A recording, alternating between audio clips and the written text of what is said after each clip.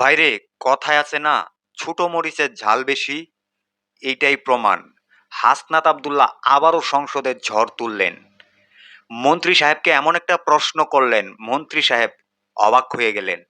আর সংসদে এই প্রথম হাসনাত আব্দুল্লাহ যে বিষয়টা নিয়ে কথা বললেন, এখন পর্যন্ত সংসদে কেউ বলে নাই। ভিডিওটা সম্পূর্ণ দেখবেন। আর এই ভিডিওটা ঝড়ের গতিতে শেয়ার করবেন। যারা হাসনাত আব্দুল্লাহকে ভালোবাসেন তাদেরকে রিকোয়েস্ট করছি ঝড়ের গতিতে শেয়ার করবেন। হাসনাত আব্দুল্লাহর কথাগুলো যদি ভালো লাগে ভিডিওতে একটা লাইক করবেন। আগে হাসনাত আব্দুল্লাহর কথাগুলো শুনেন, যে প্রশ্ন শুনে মন্ত্রী অবাক হলেন। ভিডিওটা দেখেন। আসন্ন পরিবেশ সংকট এবং পরিবেশকে সামনে রেখে মানবিক বিপর্যয় রোধে এবং কিছুদিন পরে আমাদের বর্ষাকাল রয়েছে, সেটি রোধে আমরা দেখতে পাচ্ছি বাংলাদেশের যতগুলো নদী রয়েছে, নদীর যেই চর এবং নদীর পাড় সংশ্লিষ্ট যে জমিগুলো রয়েছে সেখানে অবাধে মাটি কাটা হয়, সেখানে ড্রেজার দিয়ে মাটি কাটা হয় এবং সেটির কারণে যেই অংশটি থেকে মাটি কাটা হয় এর আশেপাশের জমিগুলো হচ্ছে আপনার বিপন্ন হয় এবং কৃষি উৎপাদনমুখী করা যায় না।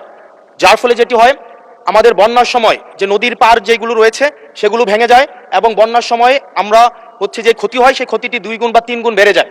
সেজন্য মাননীয় মন্ত্রী মহোদয়ের কাছে আমার প্রশ্ন হচ্ছে, আমাদের এই পরিবেশ সংকট বিবেচনায়, আমাদের সামনে বর্ষাকাল রয়েছে, সেটি বিবেচনায় মাটি কাটা বন্ধে, ড্রেজার বন্ধে আপনারা কি কি পদক্ষেপ নিয়েছেন?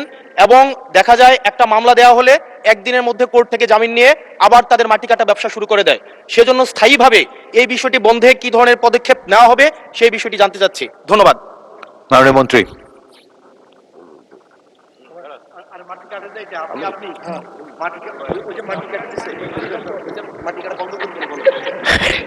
মাননীয় স্পিকার, আপনাকে ধন্যবাদ। আমি মাননীয় সংসদ সচিবকে বলতে চাই যে পরিবেশের সাথে মাটি কাটার একটা সম্পর্ক আছে।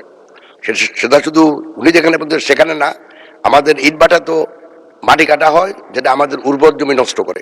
সেজন্য আমার মন্ত্রণালয় যথাযথ পদক্ষেপ নিয়েছে যাতে করে এই ধরনের অবাঞ্ছিত মাটি কাটা বন্ধ হয়। তবে ওনার পার্টিকুলার এরিয়ায় যদি কোনো সমস্যা থাকে দয়া করে যদি উনি যোগাযোগ করেন তাহলে আমরা খুব তাড়াতাড়ি এবং তড়িৎ গতির ব্যবস্থা নেব ইনশাল্লাহ।